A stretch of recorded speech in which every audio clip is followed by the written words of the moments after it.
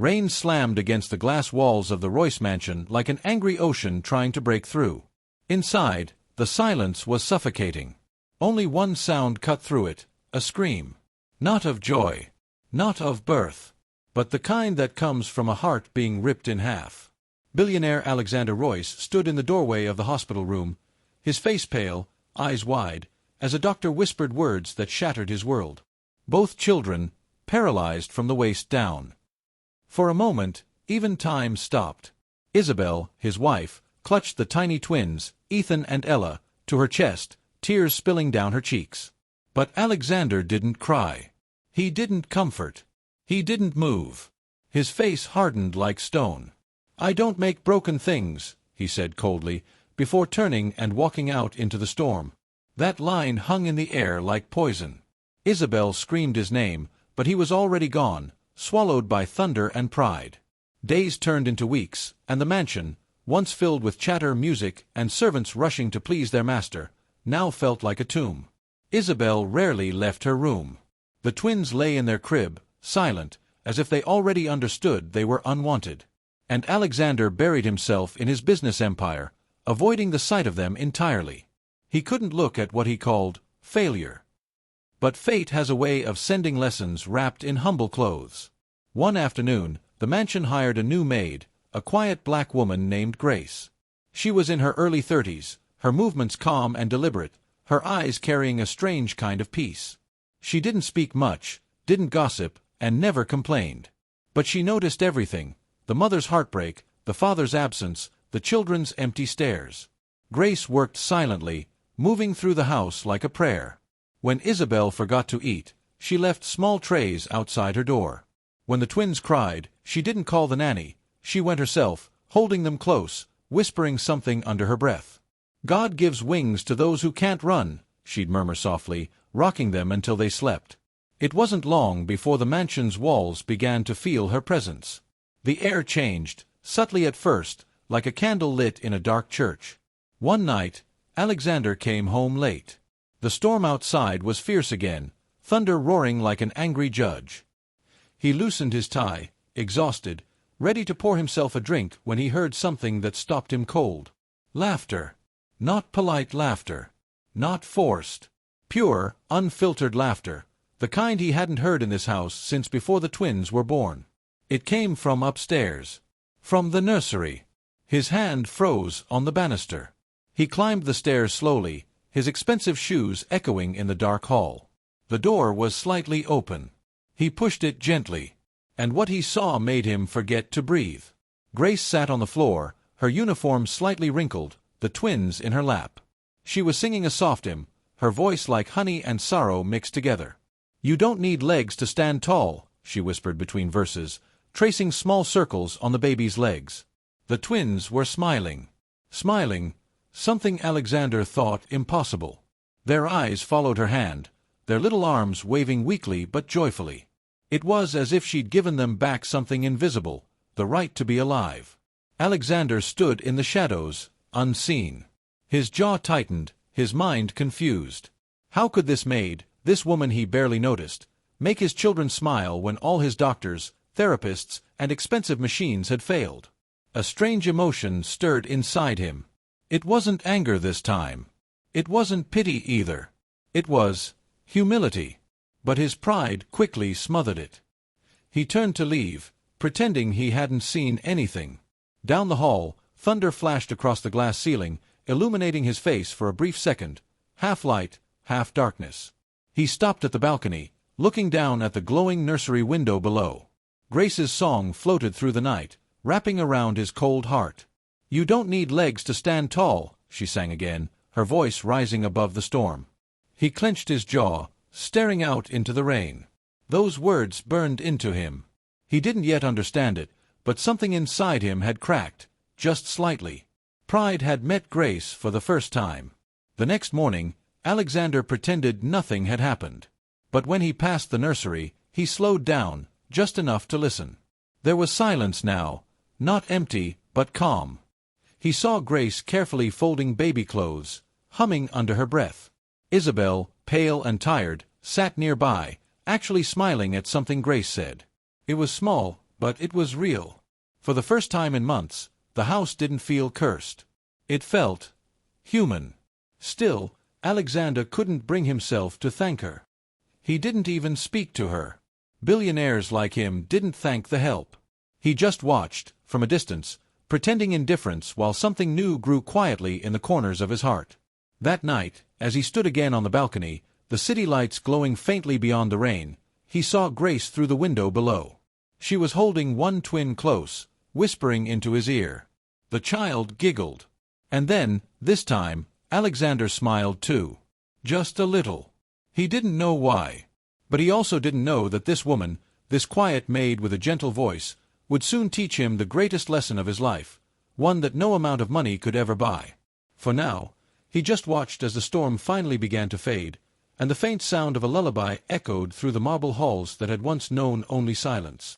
The cry that had begun this story, the cry of grief, was no longer alone. It had met its answer. A song. But deep inside, Alexander's heart still whispered against it, refusing to surrender. He didn't yet believe in miracles. Not yet. And that is how the story began, with a storm, a cry, and a woman named Grace who carried peace into a house that had forgotten what it sounded like. As thunder rolled across the sky one last time, Alexander stood at the window, staring down at her and the twins. He heard her whisper once more, "You don't need legs to stand tall." He didn't understand the meaning of those words then. But soon he would. The morning light spilled through the glass walls of the Royce mansion like gold dust, catching the edges of marble floors and cold silver fixtures. Everything in that house was perfect, except the people who lived in it. Alexander Royce sat alone at the long dining table, reading the financial section of the paper. The clinking of his spoon against the cup echoed in the silence. Across from him, Isabel barely touched her food, her eyes fixed on the window where Grace pushed the twin stroller through the garden. Their laughter floated faintly through the glass. It was soft, joyful, human. Alexander's jaw tightened. He lowered his paper and said, "She's getting too comfortable." Isabel didn't answer. He continued, "A maid shouldn't be laughing in my garden. It doesn't look professional." Isabel looked up at him for the first time in days. "She's the only one who's made them laugh, Alex. Let her be." He looked away, pretending her words meant nothing, but deep down, they struck something he didn't want to name, envy. Grace had become the quiet heartbeat of the mansion. The twins adored her. Even Isabel, once lost in sadness, began to move again, brushing her hair, sitting outside, humming along to the songs Grace sang while cleaning. The staff whispered that Grace's presence had changed the air in the house. But not everyone liked it. The head butler complained that Grace didn't know her place. The chef rolled his eyes when she sang hymns in the kitchen. Still, she never responded to their gossip. She worked with a kind of peace that made her untouchable. She wasn't trying to belong. She was trying to heal. One afternoon, as Grace dusted the portraits in the hall, Alexander stopped behind her. His footsteps were quiet, but his voice cut through the air. "You seem to have plenty of time to sing, Miss Grace." She froze, the feather duster trembling slightly in her hand. "Yes, sir. I sing while I work." His eyes narrowed. "This is not a church. You're paid to clean, not to preach." There was a long silence. Grace turned slowly, meeting his stare. Her voice was soft, but it carried weight. "Sometimes hearts need cleaning too, sir." The words hit him harder than he expected. He blinked, caught off guard. No one spoke to Alexander Royce like that. Not his staff. Not even his board members. His pride flared. "Watch your tone," he said sharply, but she only nodded, returning to her work. That night, he couldn't sleep. Her words echoed in his mind. Sometimes hearts need cleaning too. The next morning, he installed cameras in the nursery. He told himself it was for security, but deep down, it was suspicion. He didn't trust this woman. Maybe she was manipulating his wife, filling the children's heads with nonsense. He'd built an empire by controlling everything, and this maid was something he couldn't control. Days passed. He watched the recordings late at night, glass of whiskey in hand, waiting to find something wrong. But what he saw broke him in ways he didn't expect. The footage showed Grace sitting with the twins under the soft glow of the moon. She whispered to them, her voice steady, loving. Your body remembers what your spirit never forgot, movement.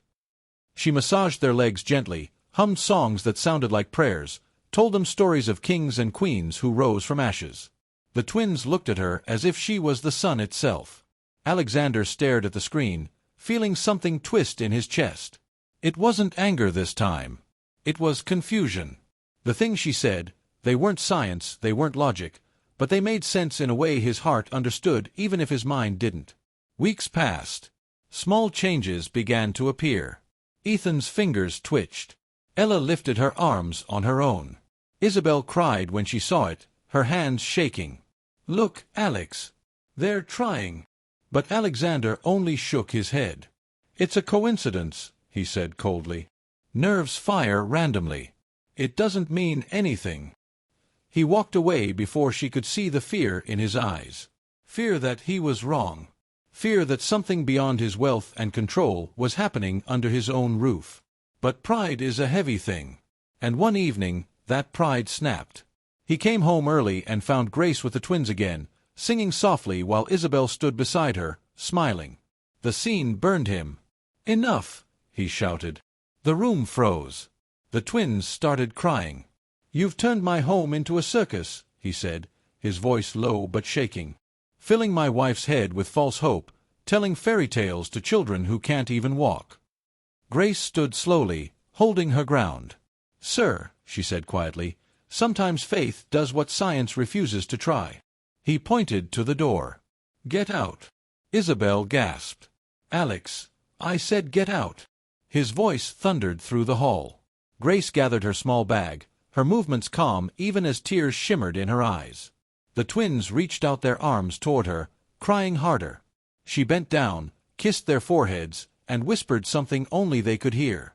Then she turned to Alexander. "Sir," she said, her voice trembling just enough to sound human, "some healings happen where money cannot see." She walked away slowly, her shoes echoing against the marble floor until the sound faded into the rain outside. The house fell silent again, not peaceful, but empty. Isabel refused to speak to him that night. The twins cried themselves to sleep. Alexander sat alone in his office, the sound of rain hitting the windows like guilt knocking on the glass. For the first time in years, he didn't feel powerful. He felt hollow. Days went by. The laughter vanished. The twins grew quiet again. Isabel stopped coming down for meals. Even the staff worked in uneasy silence, afraid to speak. Alexander pretended everything was fine, but every time he passed the nursery, he heard her voice in his head. Some healings happen where money cannot see. One night, unable to sleep, he poured himself another drink and looked up at the security footage one last time. There she was, Grace, holding the twins, their faces glowing in the moonlight. "Your body remembers what your spirit never forgot," she whispered again. He paused the video, his hand shaking. The screen froze on her face, calm, kind, unbroken. For the first time in his life, Alexander Royce wished he could undo something money couldn't fix. The silence in his house no longer felt like peace. It felt like punishment. And as the rain began again, tapping gently against the windows, Alexander closed his eyes and realized that losing Grace hadn't just left the mansion empty, it had left him empty. He just didn't know yet that the same storm that took her away was already bringing her back. The Royce mansion had turned into a ghost of itself. The curtains stayed closed most days. The grand piano sat untouched, covered in dust. Isabel had grown thinner, her face pale and drained of hope. The twins, once full of soft laughter under Grace's care, barely smiled anymore. Their toys sat untouched. Meals went cold. Even the sunlight that streamed through the tall windows felt different, dimmer somehow, like it too had given up trying to reach them. Alexander walked through the halls like a shadow in a suit. He told himself that firing Grace was the right thing, that he'd save his family from false hope, but deep down, he knew he'd made a mistake too big for pride to fix. The silence in that house wasn't order anymore. It was punishment. 3 months passed. Rumors started among the staff. Some said the house was cursed. Others whispered that Grace had left a blessing that Alexander's pride had chased away. Isabel stopped sleeping. She'd sit by the twins' beds, singing softly into the night, repeating Grace's old lullabies though she barely remembered the words. Sometimes, she thought she could hear Grace's voice in the wind, humming through the cracks of the old mansion. But Alexander heard nothing, only the ticking of his expensive watch and the sound of rain outside, mocking him. Then came the night that changed everything. The sky outside was a wild storm of lightning and grief. Alexander sat in his office, drink in hand, staring at the same paused video frame he'd watched 100 times, Grace holding his twins in her arms. The warmth in her eyes haunted him. He whispered to himself, "You don't need legs to stand tall." He didn't even realize he'd remembered her words. Suddenly, a sound cut through the thunder. A thud. Then another. It was faint, rhythmic, almost impossible. His heart stopped. He set the glass down and listened again. The sound came from upstairs, the nursery. He ran. His polished shoes slipped on the marble, the air thick with fear and something else he hadn't felt in months, hope. When he reached the nursery door, he hesitated. Lightning flashed behind him, throwing his reflection against the glass. He pushed the door open. The light inside flickered weakly. Isabel was there, on her knees, hands over her mouth. Tears streamed down her face. And before him, right there, in front of him, stood Ella, his daughter. Her little hands shaking as she gripped the edge of the crib. Her legs trembling but holding. Standing. Ethan, beside her, was on his knees, pushing himself upward, grunting, determined. It didn't make sense. It wasn't possible. But it was happening. And then Alexander saw her. Grace. She stood in the far corner, dressed in white, her face glowing in the half-light.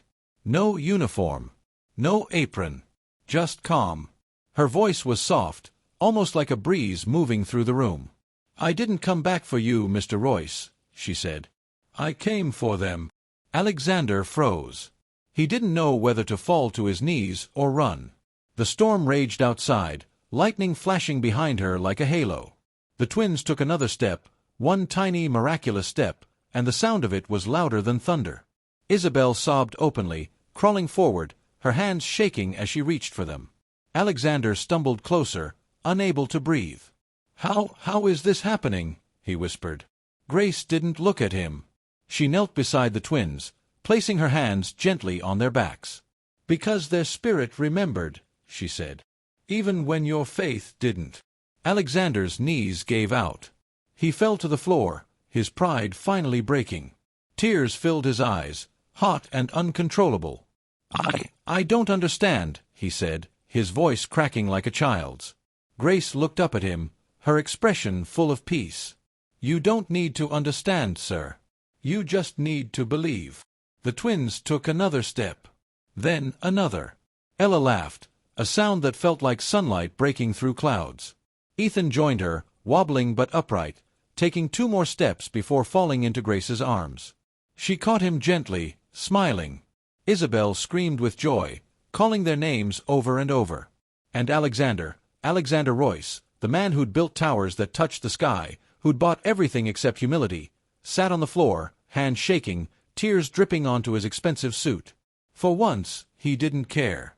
Grace stood, lifting Ethan into her arms. She whispered something that only he could hear.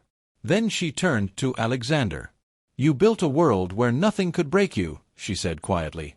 "But sometimes God breaks us so we can finally bend." He looked up at her through tears, his voice trembling. Why would you come back?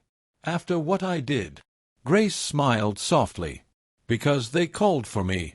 And because forgiveness isn't about who deserves it, it's about who needs it." Lightning flared again, lighting the whole room in white. For a moment, it looked like she was surrounded by wings made of light. Then the storm eased. The rain softened. The wind outside fell silent, like the world itself was watching this moment. Grace walked to Isabel and placed Ethan gently in her arms. "Keep singing," she whispered. Isabel nodded through tears. "I will." Alexander rose slowly, his legs weak. He wanted to say thank you, but the words felt too small. Grace turned to leave, pausing at the door. "Mr. Royce," she said softly, "the miracle wasn't that they walked. It's that they never stopped believing they could." And with that, she was gone. The door closed quietly behind her, and the only sound left in the room was the laughter of two children who had once been told they'd never stand.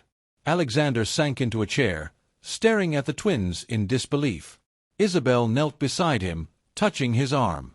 "You saw it too, didn't you?" she whispered. He nodded slowly, his voice breaking. "I saw everything." That night, the storm passed. The clouds parted, and moonlight spilled through the nursery window, shining on the small footprints pressed into the carpet, proof of something beyond reason. Alexander stayed there until sunrise, holding his children, whispering their names like a prayer. He didn't sleep. He couldn't. His heart was too full, too shaken, too new. The man who had once said, "I don't make broken things," finally understood that some things are meant to be broken, so light can get in. And as dawn came, bathing the mansion in soft gold, Alexander knew one thing for certain. The woman he had fired in arrogance had given him back more than his children's legs. She had given him his soul. The next morning, the Royce estate awoke to silence. Not the cold, prideful silence that had ruled for months, but a silence heavy with awe. Something had changed in the air itself. The maids whispered it in the kitchen. The butler walked slower, gentler. Even the walls seemed to listen. Alexander stood at the window of his study, watching the sunrise break over the hills. The storm was gone, but its memory hung in the clouds like the echo of a lesson. His reflection looked older, stripped of armor, yet lighter, like a man who had finally exhaled after holding his breath for a lifetime. He turned when he heard the sound. Tap, step, tap. Small, uncertain, but steady. He didn't need to look to know who it was.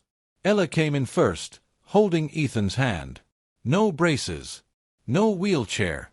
Just two small, brave souls walking toward their father as if it were the most natural thing in the world. Alexander dropped to his knees. Not as a businessman, not as a billionaire, not as a man who had everything, but as a father who finally understood what everything really meant. He opened his arms, and the twins ran, fell, then ran again, until they crashed into him, laughing, crying, their little hearts beating against his chest. He held them tight, his tears falling freely into their hair. Isabel stood in the doorway, hand on her heart. She'd never seen her husband this way, not even on their wedding day. The man who had once counted his worth in numbers now counted it in heartbeats. After a long silence, Alexander whispered, "We need to find her." They searched for Grace all morning.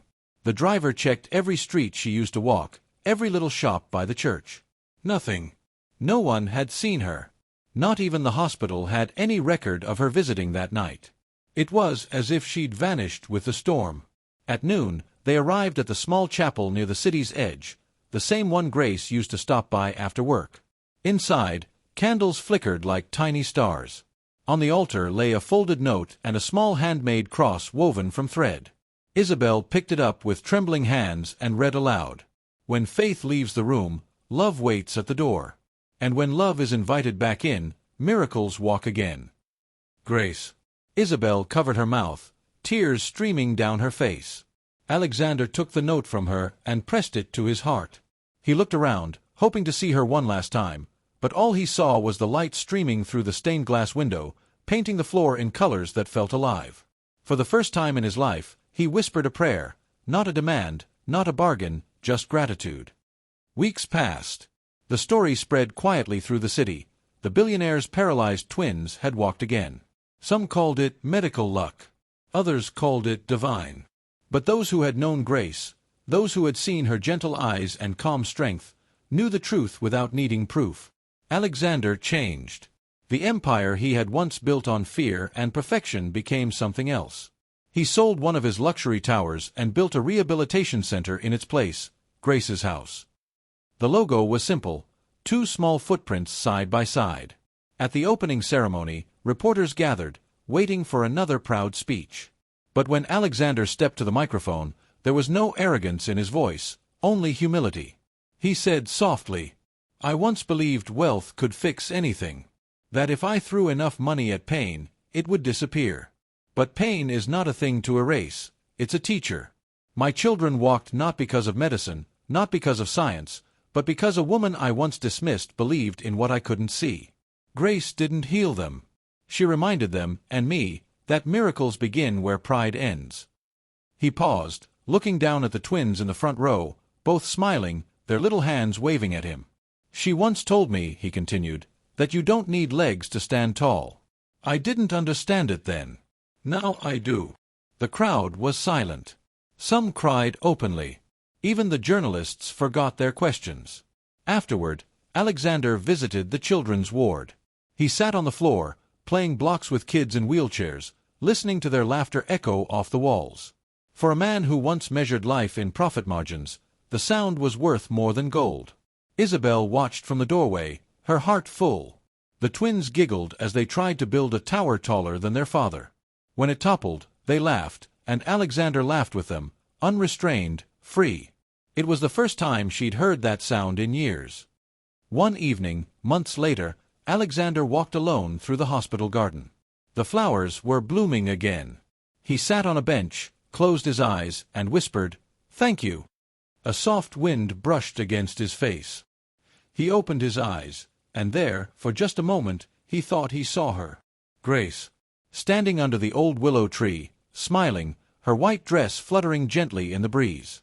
She didn't speak. She just nodded, then faded into the light. He smiled. Not in disbelief this time, but in peace. When he returned home that night, the twins were asleep, curled up together under a blanket. Isabel sat beside them, humming that same old lullaby Grace used to sing. Alexander kissed his children's foreheads and whispered, "You'll never know how much you've taught me." Then he looked up at the ceiling and added softly, "And Grace, wherever you are, thank you for teaching me how to kneel." Money can build towers that touch the sky, but faith builds bridges that touch hearts. And sometimes, the greatest miracle isn't in the healing of legs. It's in the soft, unseen healing of a soul that finally learns to bow.